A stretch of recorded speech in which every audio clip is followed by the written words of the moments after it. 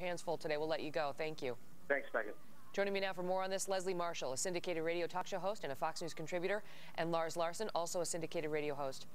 I mean, can you believe what we are seeing, Leslie and Lars? Can you believe this? Did you hear what the speaker said? The police are going to go get these Democrats. They're going to drag them back to the Senate, and then he said they're going to lock the doors and try to have I mean, you can't make this stuff up, Lars. Good. This is great stuff. And you say it's unbelievable. I find it perfectly believable. Remember State Senator Obama, who used to vote present when he didn't want to take a position on a tough issue? Well, at least he showed up. At least he was present. Lose the vote. Well, I know, but in this case, these guys realize they're going to lose the vote, so they don't want to show up. And as the speaker pointed out, they're not doing their duty. They asked to represent the people. How do you represent the people when you go Tora Bora and hide in a hole somewhere? And yet, Leslie, I haven't spoken with these Senate Democrats, but I'm going to assume that they are going to see this as an equal response to what they perceive as the strong-arming by the Wisconsin governor. Yes, Megan. You know, we were joking around that I should leave the room so you would shoot an empty chair for a moment as the Democrat here. But I don't know what and that was your cruise idea, by the way. But I don't know what my peeps are doing there in Wisconsin, but I do know this. My mother told me there are mountains to die on. This is a mountain to die on. I do agree with Lars that they need to represent their constituents, but this is a delay. This is a statement. This is not just a statement for their constituents, because there are Republicans marching that we see on the screen there. There are Republicans and Democrats in all unions in this country. This is not a Democratic issue. This is a union and a middle-class worker and the people of Wisconsin issue. It's a union issue, but then the Wisconsin governor would say it's a budget issue. It's a taxpayer issue, I guess, Lars. They're out of money. No. They're out of money. They've got to deal with this problem. This governor is doing just what Governor Christie does in New Jersey. You've got to take the problem and solve it. And the Democrats have decided to split town and hide from the problem. That doesn't solve it. Leslie, what are...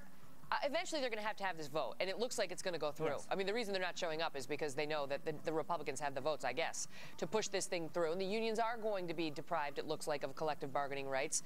And they're going to have to pay more towards health insurance and more towards pensions. But the governor says he has no choice. It's time for austerity. He's sorry, but the coffers are dry. The governor actually better look at his own sound bites, Megan. The governor himself said that he could fix the financial mess in Wisconsin by redistributing the debt that he has. The overwhelming cost are not teachers. And you know what I say? You want to take away from teachers now, then you better put money aside for prisons later. There's a direct correlation between a lack of education and crime, A. B, Wisconsin, I used to live in Milwaukee years ago. This is a state, overwhelming majority are blue-collar working class men and women. He is killing the people of his state, and many of these people are going to leave the state and go elsewhere for jobs. He's hurting the state of Wisconsin. He's hurting the people. He maybe have a vindication against the union, but these are hurting the people.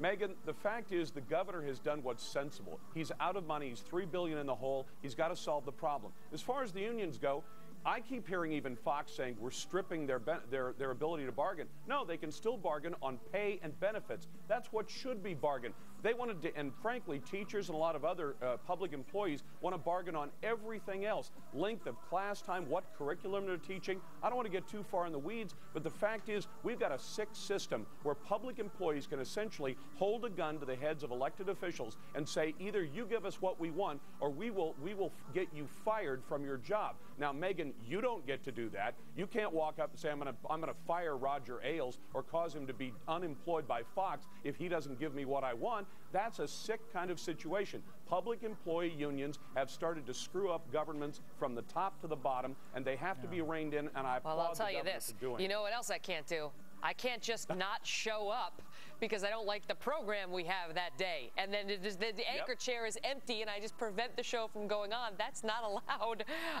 Unbelievable. No, Dan Rather tried that. It didn't work. Oh, well, we are still waiting to hear from any Senate Democrat from Wisconsin. We would love to hear your thoughts on how you're going to prevent this vote, I guess, any longer than today. Leslie and Lars, great debate. Thank you for both sides on that. Thank you, man.